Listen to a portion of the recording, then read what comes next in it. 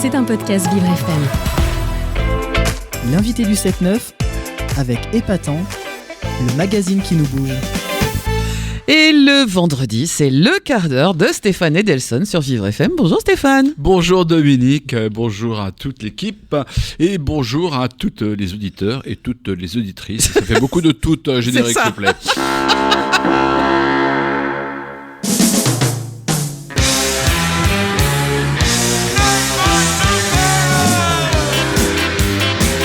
Le quart d'heure Edelson. Stéphane Edelson. Oui, c'est moi, voilà, j'arrive avec un coup de gueule ce matin, un coup de gueule parce que je suis pas content, parce que hier Monica Vitti, elle est morte, oui. Et que j'aimais beaucoup Monica Vitti, oui. Et que dans l'IB, bon, ils lui ont fait une jolie page de couverture, mais pas une page intégrale comme ils savent super bien faire, et ce matin, ils nous ont pondu ça dans l'IB, voilà. Alors, je pense que je suis le dernier lecteur de l'IB, et me taper quand même une couverture intégrale avec Anne Hidalgo, pourquoi je suis la candidate légitime, ça intéresse que elle, et voilà, je suis un peu déprimé par ce journal. Serge Julie, si tu m'entends, arrête la pêche à la mouche et reviens expliquer comment on fait un journal pour des gens qui ne savent pas lire. Voilà. Alors, générique... Ah non, il est déjà passé. Vous avez vu ça, Dominique ? Là, je repars sur mon papier. Quoi ? Il y a un club de danse où les concerts se terminent sur des airs qui balancent dur, avec des slogans politiques hostiles au président. Ah bon ?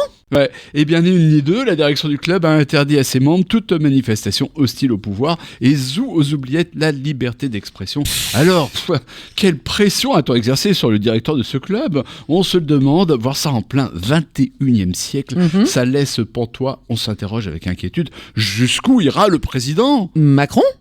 Ah non, Bolsonaro, j'avais oublié de vous dire, oui, j'avais oublié cette information. Petite précision, c'est au Brésil que cela se produit, au Renaissance Sancha, je sais pas comment on dit, Renaissance Clubi. Clubi, ouais, ça doit être quelque chose comme ça. Du Lusitanien, vous. Le plus connu des clubs de samba des travailleurs de Rio, je l'ai lu dans l'excellent Guardian, c'est pas Libération ça, quotidien britannique de qualité avec encore des correspondants dans le monde entier. Sous la plume de Tom Phillips, nous apprenons que la samba, vous savez, cette danse, c'est l'esprit noir, c'est un esprit de rébellion, et que la Renaissance Club est un de leurs lieux d'affirmation depuis plus de 70 ans. Donc pourquoi cette censure, hein ? Cette histoire a fait un tel tollé que la direction est revenue sur sa décision. Et comme vous êtes sympa, je vous fais écouter l'ambiance locale.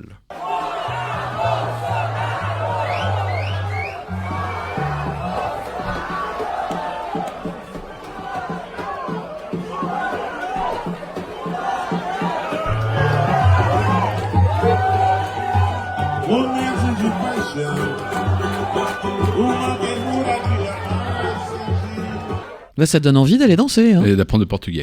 Voilà. Alors, rassurons-nous, ce n'est pas chez nous qu'on verrait ça. Ici, on aime notre président et de telles mesures ne s'imposent pas. L'élection présidentielle, c'est l'expression démocratique, avec au premier tour un jeu quasi de télé-réalité où on voit jusqu'où la gauche est prête à s'auto-détruire pour ne pas être au deuxième tour. Je ferai qu'on l'explique à l'IB. Et au second tour, on demande à ceux qui n'ont plus de candidats d'avoir un avis sur les deux restants. Voilà. C'est pourquoi aujourd'hui, j'ai convié à notre micro un des plus fervents soutiens du président Macron, le député des Français d'Amérique du Nord, non pas celui de Saint-Pierre-et-Miquelon, mais l'élu de tous les travailleurs immigrés français partis trouver du travail outre-Atlantique, car le français aussi peut être un immigré, n'en déplaise aux Zemmour, Le Pen, Ciotti. Et nos immigrés, ils sont bien contents d'avoir un élu du peuple à la représentation nationale. L'homme qui à lui tout seul représente un 577e des Français, que je reçois aujourd'hui, c'est Roland Lescure, un gars brillant comme son crâne, plus Yul Brynner que Kojak dans la stature, et comme il navigue entre la métropole et sa circonscription, qui n'est pas la porte à côté, c'est lui qui m'a reçu sous les ordres de la République dans son bureau de la rue de l'Université à l'Assemblée nationale. Il vient de sortir un livre, Nos totems et nos tabous, dépassons-les, un manifeste, un bréviaire pour tous ceux et celles qui doutent de celui dont le programme tenait il y a 5 ans dans un brûlot, souvenez-vous, au titre renversant, Révolution. Donc Roland Lescure revient sur tout ce qu'il faudrait changer pour que les Français arrêtent de râler. Voilà qui ne manque ni de panache ni de courage. Voilà donc autant de propositions soufflées à l'oreille du président presque candidat.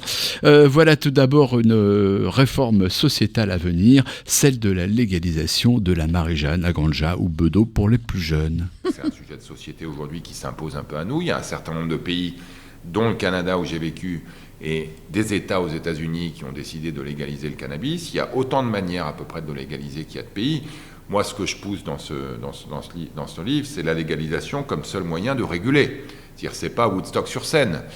C'est une organisation extrêmement ferme et rigoureuse qui protège les mineurs, qui dépense de l'argent pour l'éducation, qui organise la production, la transformation, la distribution de manière extrêmement centralisée, de manière à ce qu'on puisse protéger notamment, évidemment, les jeunes de ce fléau parce que c'en est un, tout en limitant l'impact du crime organisé qui est aujourd'hui extrêmement présent, et en reconnaissant que la criminalisation et la judiciarisation à outrance de ce marché a quand même très largement, pas complètement réussi, c'est le moins qu'on puisse dire. On a besoin de changer de méthode. C'est une méthode qui vise à avoir des débats apaisés, de manière à créer du compromis, du consensus, autour de sujets qui souvent sont controversés, nous conduisent à nous tendre énormément et à nous diviser. Je pense que la France a besoin de se rassembler en ayant des débats apaisés sur des sujets complexes, mais sur lesquels il y a des solutions. Ce que vous dites, c'est que 90% normalement des députés ont déjà dû tirer sur un joint, d'après les chiffres. Si on rapporte les chiffres... En tout cas, les Françaises et les Français l'ont fait. Donc on se dit que si l'Assemblée elle-même est représentative, on doit sans doute pas être loin de ça. Vous avez vraiment fait le job, que ce soit sur le thérapeutique, que ce soit sur le récréatif, et comment le légaliser, et les différentes solutions en fonction des différents pays. Et cette espèce de poubelle verte en verre, c'est quand on arrive à la frontière, donc quand on prend l'avion du Canada pour aller aux États-Unis, vous avez non pas 2 poubelles, recyclage et pas recyclage, mais 3, recyclage, pas recyclage et cannabis pour y laisser votre cannabis avant de traverser la frontière. Moi, pourquoi je plaide surtout, c'est qu'on ait un débat autour de ça. C'est-à-dire que je ne suis pas sûr que l'élection présidentielle soit le lieu pour trancher, pour ou contre, mais au moins, je pense, le lieu pour lancer un débat, et j'espère que dans le prochain quinquennat, on aura l'occasion de débattre de manière apaisée de ce sujet et de proposer des solutions. Voilà le débat pour la 3e poubelle dans les aéroports.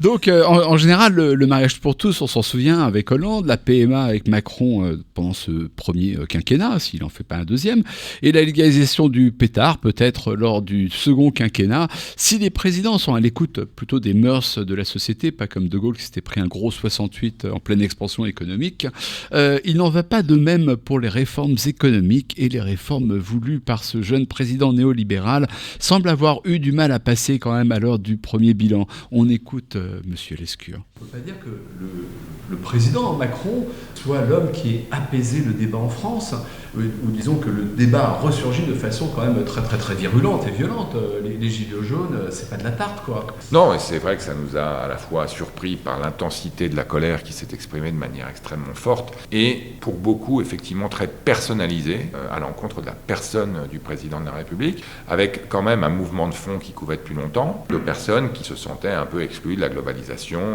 du développement économique. Aux États-Unis, ça a donné Trump, au Royaume-Uni, le Brexit, en France, les Gilets jaunes. Donc c'était un mouvement de fond, mais qui s'est exprimé de manière très personnelle. C'est vrai que ça nous a frappé. Est-ce que pour autant, France, l'incarnation du pouvoir est vraie et celle du président de la République? Est-ce que c'est la faute du président de la République? En tout cas, totalement, j'en suis pas sûr. Il a, il faut le reconnaître, fait évoluer l'exercice de son pouvoir entre avant les Gilets jaunes et après. Il a organisé les grands débats, il a organisé la Convention citoyenne pour le climat, il a changé de style et de ton. On est arrivé au pouvoir avec une volonté de transformer la France en profondeur, avec un programme très clair. On y est allé un peu à la hussarde, il fallait y aller, il fallait avancer. La réforme de la SNCF, la réforme du marché du travail, la réforme de la fiscalité, la réforme des retraites, tout ça, c'était des réformes assez courageuses qu'on avait portées pendant la campagne. On est peut-être allé un peu fort au début. Je pense qu'on a créé des conditions pour avoir des débats plus apaisés depuis, mais on est aussi dans une société extrêmement clivée, dans laquelle les réseaux sociaux ont un rôle de plus en plus prégnant, en tout cas dans certaines bulles, et ont tendance à tendre un peu les débats. Il faut qu'on arrive à apaiser tout ça. Ouais, apaisé, mais le mec il va à la hussarde, quoi. Donc, oui, mais depuis 5 ans. Donc ça fait 5 ans. Alors on va faire une pause musicale pour y réfléchir. Après les Gilets jaunes, le swing vient d'Amérique.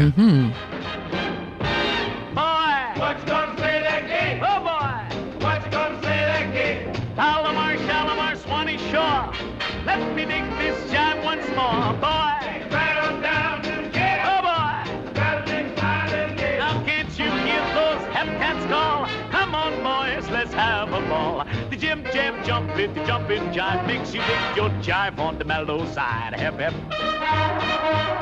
hip hip. The Jim Jam jump is a silent jive, makes you 9 foot tall when you're 4'5". Hip hip. Hip hip. Now don't you be that inkaroo, get hip, come on, and then you follow through. You get your study full, you make up the joint and jump like the Gators do. Jim Jam jump is a jumping jive, makes you like your eggs on the Jersey side. Hip hip. Hip hip. The Jim Jam jumping jive makes you hep hep on the Mahala side. C'est excellent ça. Ah, Cap Calloway. Ouais, exactement, c'est ça. Thanks God it's Friday. Yes. Alors on va retrouver notre député d'Amérique, Oui. qui était en train de swinguer comme ça. Est-ce qu'on va vers l'élection d'un Macron 2, vers une gouvernance un peu différente si ça a lieu que de la première, un Macron plus à gauche? Eh bien, rien n'est moins sûr. Hein. Mais il faut surtout que les jeunes soient ceux qui vont nous sortir de la crise. Comment on fait en sorte que les jeunes d'aujourd'hui soient les baby-boomers de 45, qui ont reconstruit l'Europe après une guerre mondiale absolument désastreuse, qu'on donne aux jeunes d'aujourd'hui les moyens de reconstruire la France et l'Europe. L'éducation, la formation, l'aide à l'embauche, de manière à ce que ces jeunes-là, qui sont à la fois, je pense, plus optimistes que les vieux et plus conscients des enjeux d'aujourd'hui, le racisme, les discriminations, la transition écologique, il faut qu'on arrive à leur donner les clés et il faut pour ça qu'on les appuie dans cette sortie de crise. Mais donc ça demande des moyens et un État-providence quand même. Oui, un État-providence qui doit, je pense qu'on a commencé... Pardon, il a été providence pendant la crise du Covid. Oui, alors on a vu quand même un Macron keynésien. Non, mais c'était nécessaire. Le keynésianisme, c'est bon quand on en a besoin. Le keynésianisme, c'est pas une politique qui doit être menée du lundi au vendredi. Mais il faut repenser, on a commencé à le faire depuis 2017, non pas les objectifs de l'État-providence, qui sont en gros de s'assurer que tout le monde ait les moyens de profiter d'une société dans laquelle on souhaite un développement harmonieux, et notamment avec les ressources environnementales et l'équité entre les chances. Mais la manière de le faire, c'est plutôt de corriger les inégalités avant qu'après. Donner une chance aux plus jeunes qui sont dans les quartiers défavorisés ou dans les territoires éloignés, au niveau de l'école, au niveau du collège, au niveau du lycée, au niveau de l'université. Donner accès à une formation de qualité. Ça passe par quoi ? Ça passe, j'allais dire, à ce qu'on fasse encore davantage ce qu'on a fait dans le cadre d'un premier mandat. Mettre le paquet sur l'école, mettre le paquet sur la formation, mettre le paquet sur les métiers de demain, qui ne sont pas seulement des métiers technologiques, qui sont aussi des métiers technologiques, mais les métiers de bouche, les métiers du bâtiment, les métiers de la transition écologique, les métiers du grand âge. Tout ça sont des métiers d'avenir sur lesquels il faut qu'on mette le paquet pour la formation et s'assurer que nos jeunes... Nos travailleurs d'aujourd'hui et de demain soient en phase avec les besoins réels de la société. Je vous remercie. Merci à vous. Voilà, et donc j'ai quitté comme ça les ors de la République, l'Assemblée nationale, pour revenir dans le 18e. Hein, et vous avez vu, c'est pas très optimiste pour, je dirais, les retraites, les intermittents du spectacle. Hein. Voilà, donc ça sera peut-être ça, le Macron 2, mais peut-être qu'il changera tout au dernier moment et qu'il n'a pas voulu me le dire. De toute façon, les affiches sont prêtes pour la campagne, ouais. Le site internet aussi. Donc c'est un secret de polichinelle. C'est ça, c'est comme exactement ça. Que je vais faire de ce week-end, je sais pas encore. Vous avez des trucs, vous, ce week-end ? Je vais voir les caramels fous demain. Ah ouais, moi je vais faire de la virgule. Vespa avec une jolie fille, ça c'est plutôt cool. Qui dit jamais bonjour à ses beaux-parents, ça la rend dingue. Je lui dis, mais il faut dire bonjour dans la vie, mais elle est mal éduquée, c'est pour ça que je l'aime. Merci Stéphane. On balance le générique ou pas ? Allez, on y va. Allez, générique de fin.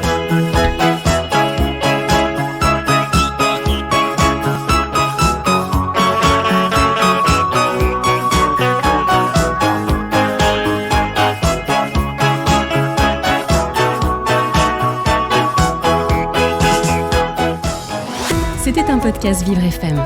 Si vous avez apprécié ce programme, n'hésitez pas à vous abonner.